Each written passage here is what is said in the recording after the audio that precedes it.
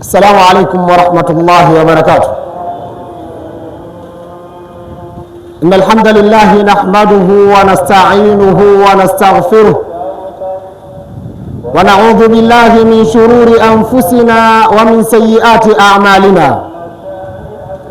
إنه من يهده الله فلا مضل له ومن يضلل فلن تجد له وليا مرشدا. وأشهد أن لا إله إلا الله وحده لا شريك له وأشهد أن محمدا عبده ورسوله وصفيه وخليله. نشهد أنه أدى الأمانة وبلغ الرسالة ومحى الظلم وكشف الله به الغمة وتركنا في محجة بيضاء ليلها كنهارها لا يزيغ عنها إلا هالك. فصلوات ربي وتسليماته عليه وعلى آله وأصحابه وكل من تبعهم بإحسان إلى يوم الدين. أما بعد أوصيكم كما أوصي نفسي الضعيف بتقوى الله سبحانه وتعالى. واعلموا أن الفوز لمن اتقى ومن لم يلبس ثيابا من التقى تقلب عريانا ولو كان كاسيا. وخير لباس المرء طاعة ربه ولا خير في من كان لله عاصيا. الله أكبر الله أكبر الله أكبر لا إله إلا الله والله أكبر الله أكبر ولله الحمد. إخوة الإيمان، يقول الله سبحانه وتعالى: قل بفضل الله وبرحمته فبذلك فليفرحوا هو خير مما يجمعون. Baada ya kumshukuru Allah subhanahu wa ta'ala sambamba na kumtakia ziada za rehma Mtume Muhammad sallallahu alayhi wasallam, ikhwata al-iman, Allah subhanahu wa ta'ala anamwambia mtume wake, waambie waja wangu ewe Muhammad, qul, sema ewe Muhammad, bifadlillahi wa birahmatihi fabidhalika falyafrahu huwa khayrun mimma yajma'un. Waambie ewe Muhammad, kutokamana na fadhila ya Allah subhanahu wa ta'ala na rahma zake Allah subhanahu wa ta'ala, kwa hayo ambayo mmewafikishiwa nayo na kwa hayo ambayo mlioyapata, basi furahini ikhwatal iman. Mtume Muhammad sallallahu alayhi wasallam anasema, inna likulli qaumin aida wa hadha aiduna. Hakika kila kaum, hakika kila watu, kila zama, kila jamii wana idi yao, na hii ni idi yetu, idi ambayo inakuwa inaambatanishwa baada ya ibada, tofauti na idi zingine zote ambazo zilikuwepo na zinakuwepo. Idi zingine watu huwa wanaambatanisha na maasi, kumwasi Allah subhanahu wa ta'ala, lakini idi yetu ambayo Allah subhanahu wa ta'ala anatutaka tufurahi, idi hii imekuja baada ya ibada. Idi hizi zimekuja baada ya kutekeleza maamrisho ya Allah subhanahu wa ta'ala. Katika Ramadhan hakuna 10 bora kama miongoni mwa 10 la mwisho la Ramadhani. Katika Ramadhani nzima 10 la mwisho ndio 10 bora, bali Mtume Muhammad sallallahu alayhi wasallam anafanya ibada kwa wingi na anashajihisha umati wake katika kufanya ibada kwa wingi. Baada ya kumaliza kipindi cha ibada, hapo mnapoingia mbele ni Eid, kwa sababu mmetoka katika kumwelekea Mola wenu. Furahini kwa hilo. Allah subhanahu wa ta'ala amekusameheni kwa yale ambayo mliyofanya, mlioteleza katika kipindi hichi cha daura ar-ruhiyya ar-ramadhaniyya. Mkimaliza nayo tufurahini katika hilo. Hivyo hivyo katika Eidul Adha, ikhwata al-iman, hivi punde tu tulikuwa tupo katika masiku 10 na leo ni siku ya mwisho. Hivi punde tu tulikuwa tuko katika kumwelekea Allah subhanahu wa ta'ala na ibada mbalimbali. Leo hii tunamalizia katika yale masiku 10. Leo tumeingia kwenye idi yetu, wa hadha iduna, inna likulli qaumin idan wa hadha iduna. Ikhwata al-iman, hii siku ya leo Allah subhanahu wa ta'ala ameielezea ndani ya Qur'ani ni kwamba hija wa adhanu min Allah wa rasulihi ila an-nasi yawm al-hajj al-akbar. Samma Allah subhanahu wa ta'ala hadha al-yawm al-hajj al-akbar. Allah subhanahu wa ta'ala ameita siku hii ya leo ni siku kubwa, hajj al-akbar. Kwa nini ameita hajj al-akbar, ikhwata al-iman? Kwa sababu muadhamu الأركان ومعظم الأمور الذي يقوم بها الحاج في هذا اليوم. Katika mambo mengi ambayo anayafanya haji kule anapokuwepo Makka, anafanya siku ya leo. Leo ni siku ambayo watu watanyoa, watu watapunguza nywele zao. Leo ni siku ambayo watu watachinja hadi zao. Leo ni siku ambayo haji atakuwa ni mwenye kufanya jamarati al-aqaba. Leo ni siku ambayo haji ataenda kutufu tawafu al-ifadha pamoja na sa'i. Leo mambo mengi ambayo haji atayafanya siku ya leo. Ndio maana Allah subhanahu wa ta'ala ameiita siku hii ni hajjul akbar. Ikhwatal iman, hii ni miongoni mwa siku bora mbele ya Allah subhanahu wa ta'ala. Mtume Muhammad sallallahu alayhi wasallam anasema a'dhamul ayyami 'inda Allah subhanahu wa ta'ala yawm an-nahri thumma yawm al-qarn. Hakika miongoni mwa masiku bora mbele ya Allah subhanahu wa ta'ala ni siku hii ya yawm an-nahri, siku ya kuchinja. Sama Rasulullah sallallahu alayhi wasallam yawm an-nahri. Mtume Muhammad sallallahu alaihi wasallam ameita siku hii ni siku ya kuchinja. Naam, ni siku ya kuchinja, na Allah subhanahu wa ta'ala ametuhalalishia kumwaga damu kwa wingi kwa kadri ya uwezo wako. Ikhwatal iman, hata kama aja al-Islam watasema kwamba hakuna jarima ambayo waislamu wanaifanya katika mwaka mzima kama jarima ambayo ya kuua wanyama siku kama ya leo, kama jarima ambayo waislamu wanaifanya katika kuchinja siku ya leo, la hasha wa kalla, bal hii ni izza mbele ya Allah subhanahu wa ta'ala. Ikhwatal iman, kwa sababu idi yetu hatuna tunachokifanya isipokuwa kujikurubisha kwa Allah subhanahu wa ta'ala. Idi za wenginezo walikuwa zamani wanachinja watoto wao kwa mnasaba tu, kwa kujikurubisha kwa miungu yao. Ikhwatal iman, na hivi ndivyo ambavyo ilivyokuwa. Allah subhanahu wa ta'ala ameondosha hii mila mbovu, ameondosha hii kaida mbovu na kutuletea kaida nzuri na utaratibu mzuri. Allah subhanahu wa ta'ala anatusimulia kwa namna ambavyo walivyokuwa wakifanya. Wakadhalika zayyana likathirin min almushrikina qatla awladihim shurakaahum liyurduhum waliyalbisu alaihim dinahum.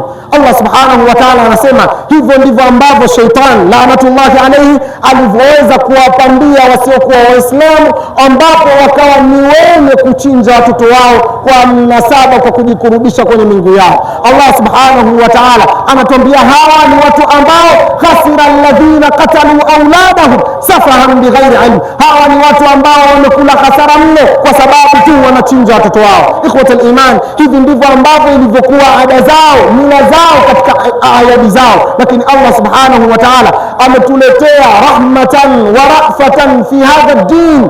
فحل لنا البهائم أن نذبحهم فحل لنا البهائم أن نحرهم.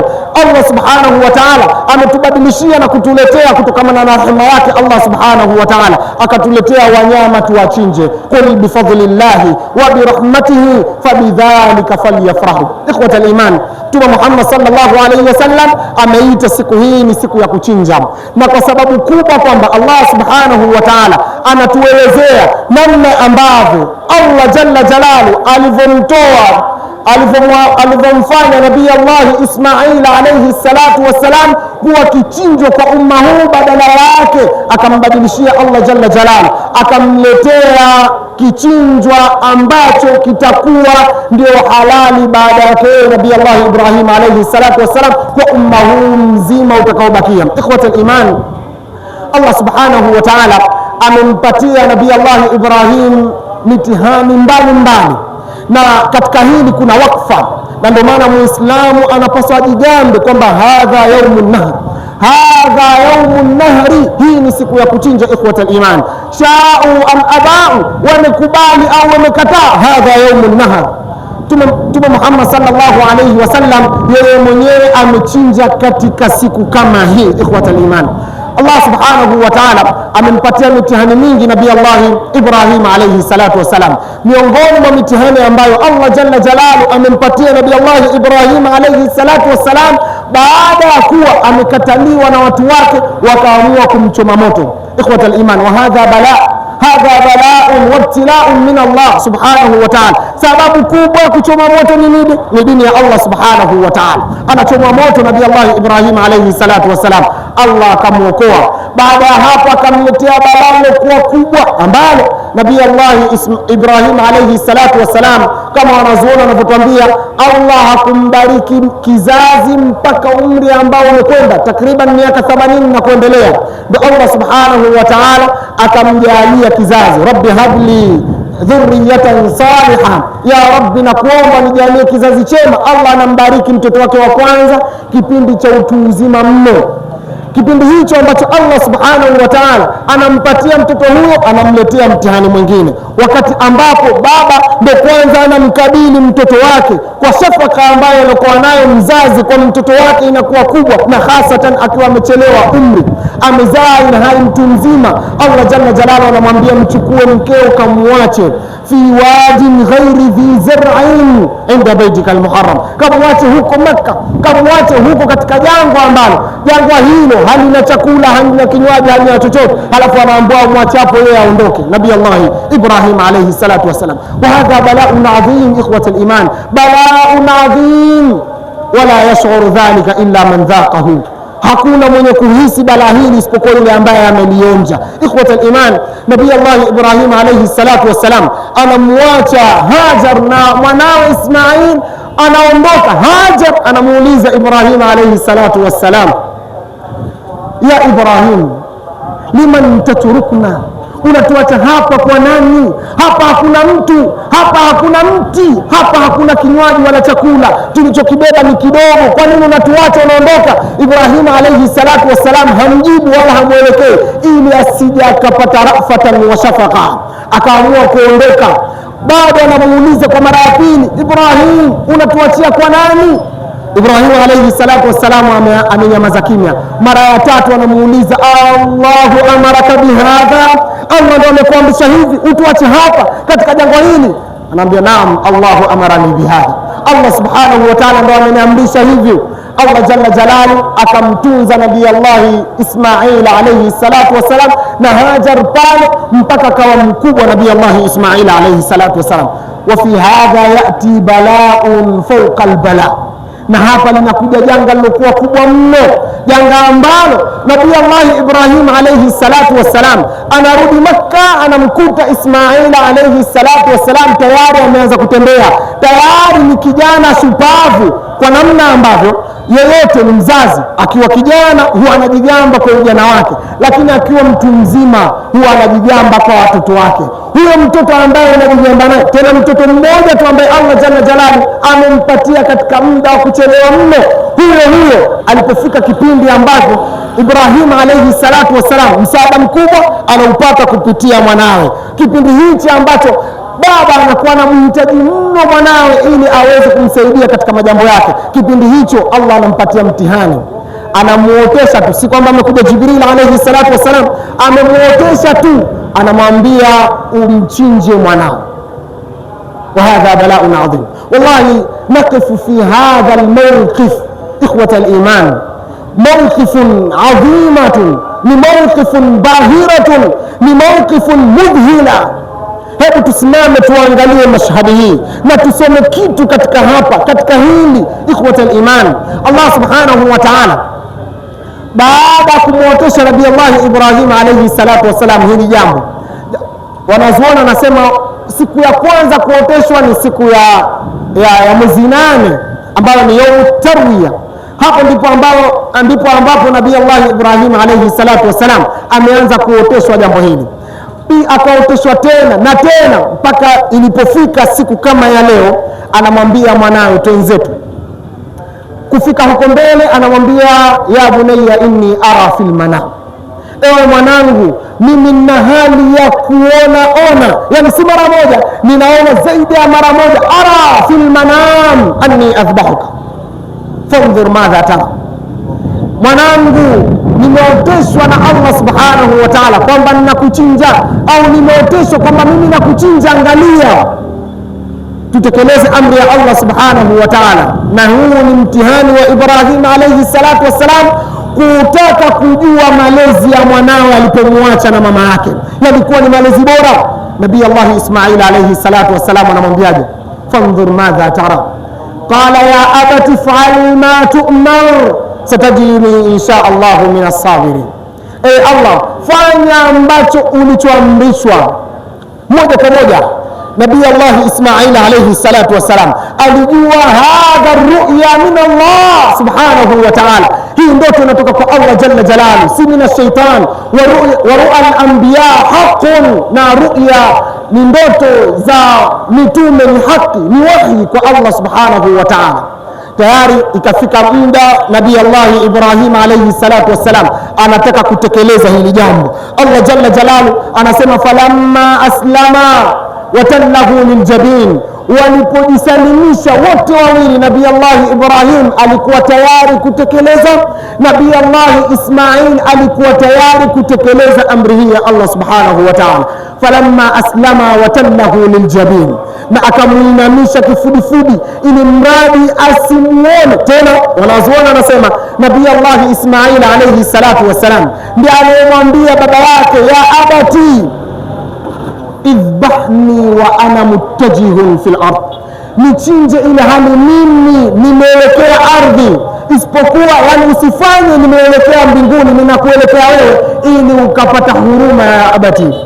Fanya hivyo, tekeleza amri hiyo, ile hali saratani umenilaza chini kwenye ardhi unanichinja. Nabii Allah Ibrahim alayhi salatu wassalam akamlaza, wanadainahu ya Ibrahim. Pale pale wanazuoni wanatuambia Nabii Allah Ibrahim alimchinja zaidi ya mara mbili, akitekeleza mara ya kwanza, mara ya pili.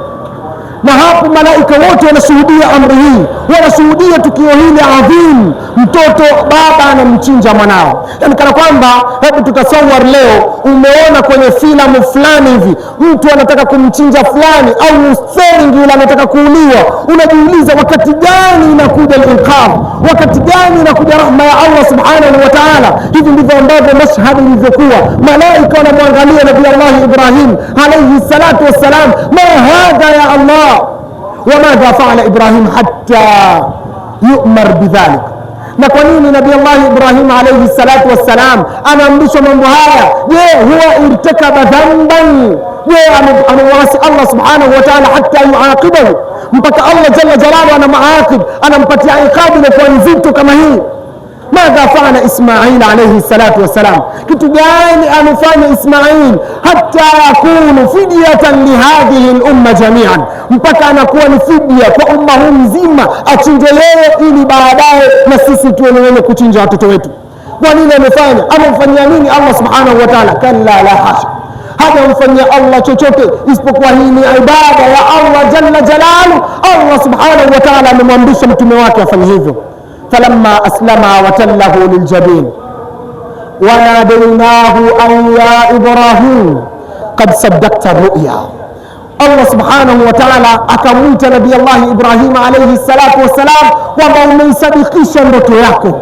Walihadha kana Ibrahim alayhi salatu wassalam umma, Nabii Allah Ibrahim alayhi salatu wassalam ukimwona yeye ndio umemfananisha umma mzima, ambavyo utakapofananisha ndivyo ambavyo Ibrahim alayhi salatu wassalam alivyo. Inna Ibrahima kana ummatan qanitan, ikhwata al-iman. Na ndio maana tukasema hii ni ibada ya kuchinja ambayo Allah subhanahu wa ta'ala alipomwambia ya Ibrahim qad saddaqta ar-ru'ya inna kadhalika najzi al-muhsinin wa fadaynahu bidhibhin 'adhim.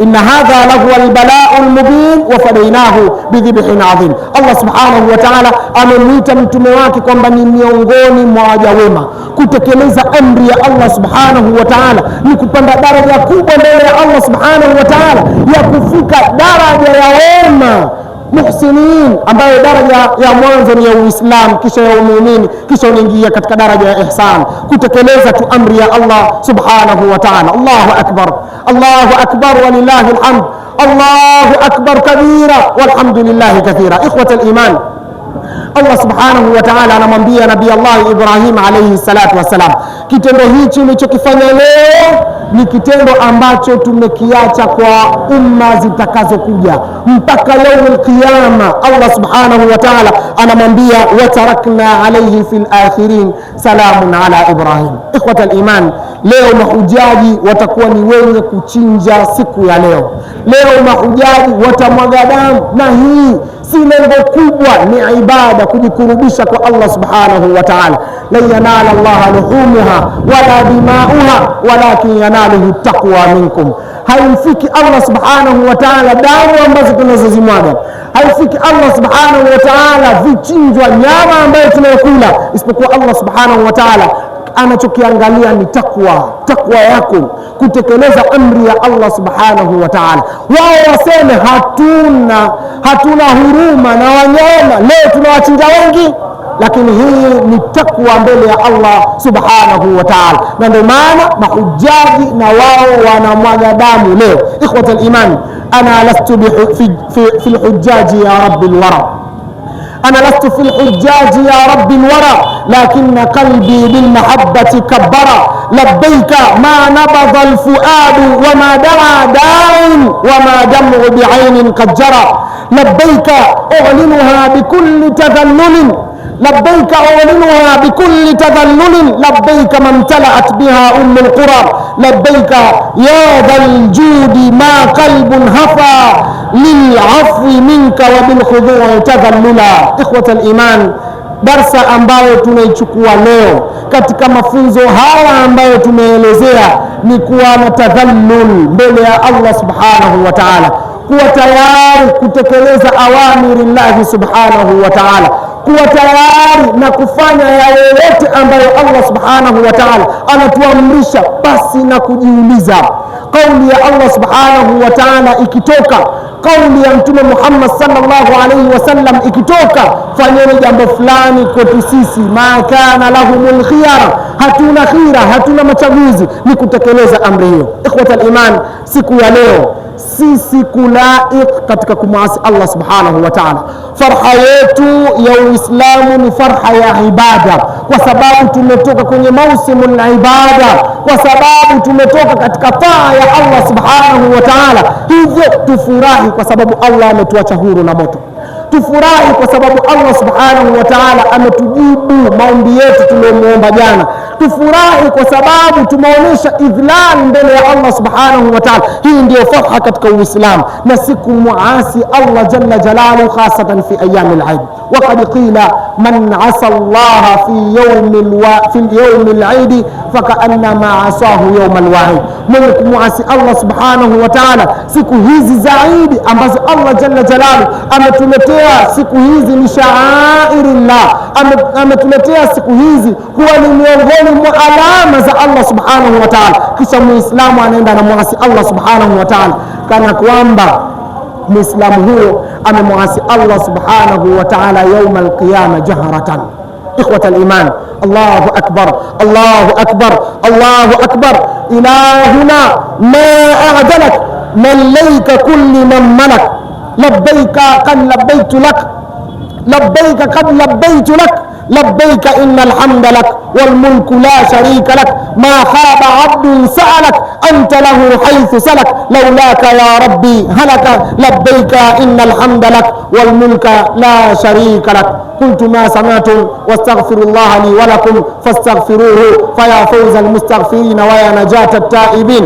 اللهم إنا نتوجه إليك في هذه الساعة لعلها ساعة الإجابة. يسر علينا أمورنا، أمور الدنيا والآخرة، واقض جميع حوائجنا يا أرحم الراحمين. اللهم اصلح ولاة المسلمين ووفقهم بالعدل وجنبهم الجور والظلم والفسوق والعصيان.